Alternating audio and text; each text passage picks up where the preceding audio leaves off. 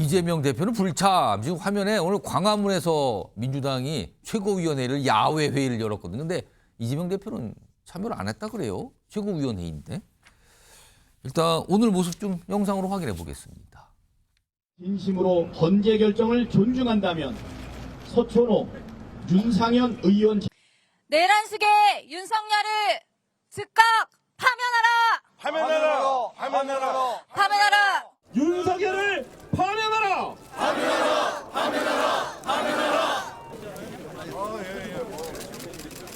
좀 앞으로 가주세요. 앞으로 가주세요.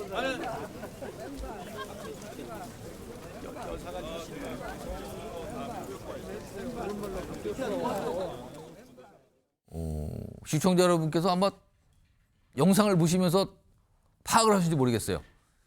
지금 죄송합니다. 야외에서 최고위원 회의가 열렸는데 이재명 대표가 참석을 안 했어요. 저기에 저 자리에요. 그래서 불참했다는 게 오늘 주목을 받았어요. 오늘 민주당에서는 안전상 이유로 불참 건의해서 불참하게 된 거다. 최근에 약간 무슨 암살 계획 이런 거 나왔잖아요. 이와 관련해서요, 민주당 의원이 그 제보 받았다는 그 문자를 좀 언론에 공개하면서 설명을 한 게 있어요. 들어보겠습니다. 저 포함해서 의원님들 문자를 계속 많이 받고 있는데요. 예. HID 뭐 707 이런 데서 뭐 어떤 유해를 가할 수 있다라고 하는 어떤 문자들을 받고 있어요. 그래서 혹시 이게 뭐 출처나 근거가 뭔지 네, 좀 네. 굉장히 좀 걱정스러워요. 신영 전 의원님. 그 안전 때문에 야외에서 열린 회의 참석 안 했다는 건데 그러면은 굳이 야외에서 안 하고 실내에서 열면 되지 않았을까요? 그 참석했으면 되는데. 요즘에 경복궁 가보면은요, 예. 정말 야 5당이 천막치고 김경수 지사도 예, 예. 단식하고 있고요. 상당히 열기가 뜨겁습니다. 예. 그래서 오후가 되면은 또 의원총회를 하고 또 행보를 하고 밤에 또 집회를 해서 발언대에 서고 그러면서 지금 계속해서 상당히 뜨거운 열기가 있고 빠르게 헌재가 탄핵 인용에 대한 결정을 네. 해라라는 많은 지지자들의 그런 성원들과 시민들의 모습들이 있기 때문에 사실은 이번 주 토요일 내일 집회가 절정에 이를 예, 것으로 예상이 되거든요. 그렇기 때문에 바로 오늘 최고위 회의에서 그런 지도부들이 정말 우리가 장외투쟁에서 최선을 다하고 있다라는 목소리 그리고 정말 모든 열명과 성원을 다 담아서 저렇게 행보를 하고 있는 모습들이 지금의 장외에서 고생하고 있는 많은 시민들에게 민주당이 더 열심히 하겠다. 그리고 윤석열 꼭 탄핵돼야 된다라는 부분에 있어서의 분위기를 돋구는 데 있어서의 중요한 역할이 된다.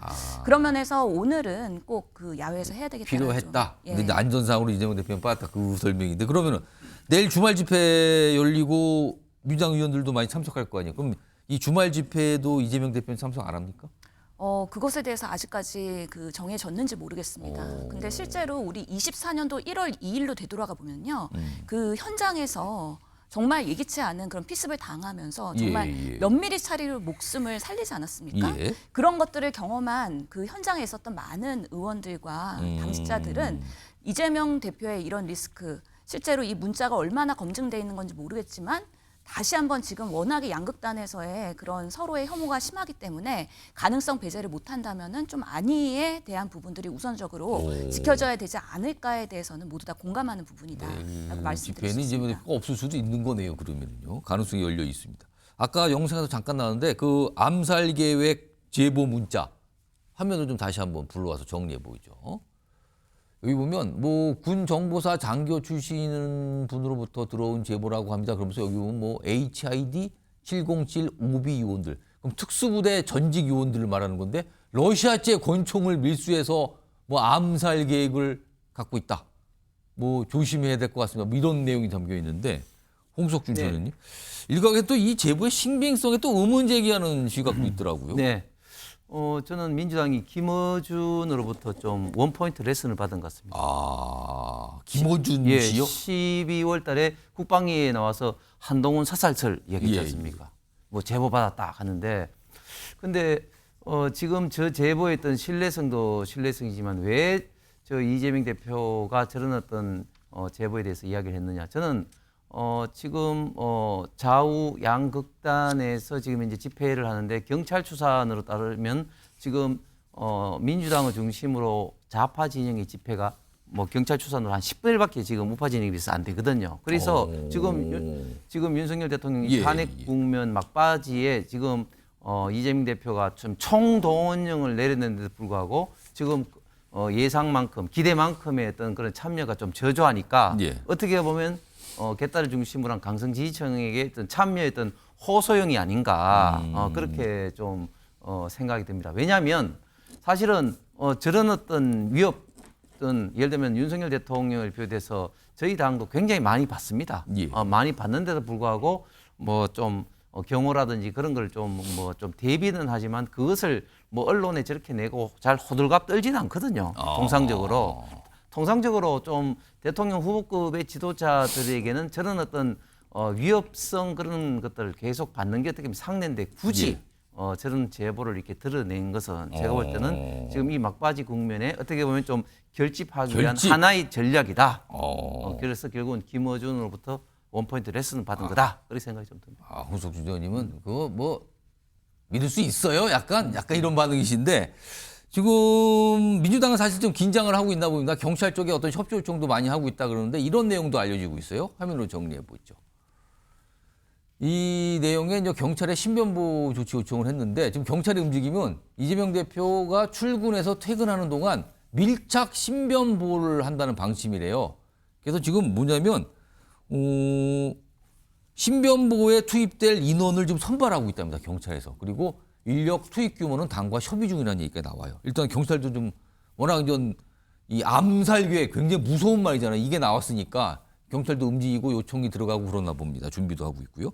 그런데 이렇게 장외투쟁에 이재명 대표가 모습을 안 보이는 것에 대해서 당내에서는 약간 의견이 좀 갈리나 봐요. 정리 좀 해보겠습니다. 언론 보도에서 이렇게 좀 소개가 되고 있어요. 익명의 또 설명을 통해서. 일단 보면 지난해 1월에 테러가 있었다. 그러니까 당대표가 신중히 움직여야 된다. 이해한다. 안전 때문에 어려운 거 이해한다. 근데 다른 쪽에서는 아니 당대표가 장애투쟁에 힘을 싣고 당 지지층 결집해야 되는데 이렇게 안 나오면 됩니까? 지금 이거 힘이 받칠 수가 없는데요. 약간 이런 의견인데 신혜영 전 의원님. 이렇게 되면 또 일각에서는 또 뭐 불만 표시가 있나 보네요. 또. 그래서 이재명 대표는 아마 현장에 나가길 원할 겁니다. 본인은 나가서 발언하고 또 지지자들에 대해서 독려도 하고 시민들을 위해서 메시지 전달하고 싶을 텐데 실제로는 지금 1등 대선 주자기 때문에 더 위험성이 높은 것입니다. 그래서 민주당에서는 이 문자 메시지의 제보를 그냥 도외시할 수는 없는 상황인 것이고요. 특히 생각해보면 우리가 정치가 극단에 몰리고 혐오가 서로 강해지면 예전에도 보면 송영길 대표도 망치로 맞았고요. 배현진 의원 같은 경우도 돌불이 사실은 머리를 맞았잖아요. 그래서 한순간에 피습이 되고 사실 지지자를 가장하고서는 다가오면 그걸 간결할 수가 없기 때문에 상당한 안보 태세가 매우 중요하다라는 거는 정치적 경험으로도 우리가 많은 사실 교훈을 얻었던 부분이기 때문에 지금 이렇게 정말 극단으로 가는 절정에 이제 다음 주면은 탄핵의 그런 결과가 나올 가능성이 높기 때문에 이럴 때일수록 조금 더 조심하고 안전에 기하는 게 매우 우리 정치의 안정성을 기하고 발전을 하는 데도 중요한 메시지가 될 수 있다라고 생각합니다.